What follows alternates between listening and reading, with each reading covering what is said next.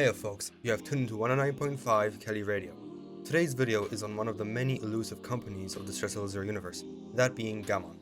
Gammon is one of the main three companies from the lore, the other two being Monogon and Saberlake, which will have their own respective videos. Naturally, there will be spoilers for Dog Season, Boneworks and Bone Lab ahead, so click off now if you wish to avoid these.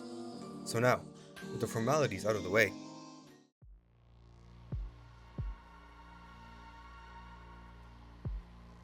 Gammon is a video game publisher, possibly acting as Stress Level 0's first game publishing firm before they moved to Monogon, of which Gammon seems to have a rivalry with. It seems that their competition began with them both fighting over the Void market, although this is unclear. A clipboard in Boneworks explains how Gammon employees will be coming through MythOS on release for Boneworks modules. And in Dock Season, they worry about material extraction, which was caused by a Curvelight that Gammon invented. But before I get ahead of myself, Gammon is also unofficially described as a cult by lore writer Alex Knoll. We do not know their motives at all, quite frankly. All we can do is speculate about them and use what they've done so far, or possibly done, as a basis for that. Of which the things they've done that we are certain of are work as a publishing firm for Stress Level 0, help Ford in his mission even if indirectly through the USB in the intro cinematic of Boneworks, and that's quite it. But if we take what they could have possibly done, the list expands quite a bit. Helped Stress Level 0 facilitate their Dock Season game, including cryptids, backended MythOS used Dock Season as a secret hub for spying on Monogon employees. So, perhaps, as most companies, their bottom line is profit. This is the assumed purpose of all companies in the lore so far too, so doesn't say much, does it? Before moving on to their biggest contribution to the world, I'd like to elaborate on some of the statements, starting with them facilitating Stress Level 0 in their game Dock Season. This stems from Gammon both spying on Monogon in one of the secret rooms through a Curvelight, but also because they published Dock Season, meaning they know all of the cryptids and void-related shenanigans occurring within it.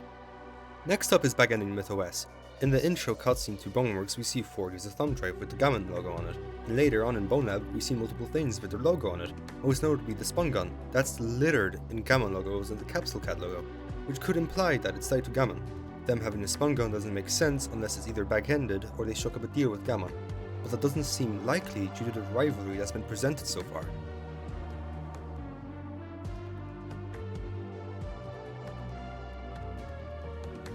Gammon is likely behind a lot of technology we see in the games.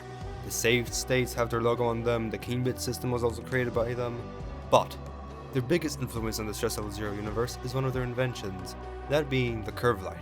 It's possibly the first piece of technology that Gammon invented in order to access the Void or interact with it. The way it works is quite hard to explain, but basically imagine the layers of the Void and different realities being projected through the lens of a tabletop RPG. It seems like it was first created for RPG games, in fact, such as End Time Nights, as the bottom of the magazine states. The End Time Nights campaign setting for the K.E.L.I system and tableboard role-playing system is a universe-bridging experience meant to tap into the subconscious of players and deliver an unforgettable experience for everyone. Pick up the game when it's done. That excerpt also seems to imply that tableboard is another name for Curvelight and vice versa. The Curvelight itself appears in only one place physically, and that's in the same room where Clipboard talks about material extraction in Dock Season. However, there are two other places where it does appear, one of them being in some art found in Dock Season and the other one being in Time Tower towards the end of Boneworks. The one in Boneworks seems to be a diorama of the one seen in the art of Dock Season. Here's a side by side, and as you can see, it has that weird floating obelisk surrounded with a ring in the middle of it. In both of them. The exact importance of the scene isn't known, but the one thing that is known is that it further models the rivalry between Monogon and Gammon, if there even is one at this stage. Alex stated that the bubble in the artwork is specifically the Curvelight, and the thing the person is working on is actually the Worm Bridge. We can guess from the name itself that the Worm Bridge is what actually bridges the universes together, and the Curvelight is just the projection of it, like the projector. But with that, we've covered all of the relevant information surrounding Gammon at this time of writing the script. And I'd like to thank you all for tuning into 109.5 K.E.L.I Radio, and I hope we can see you in the next broadcast.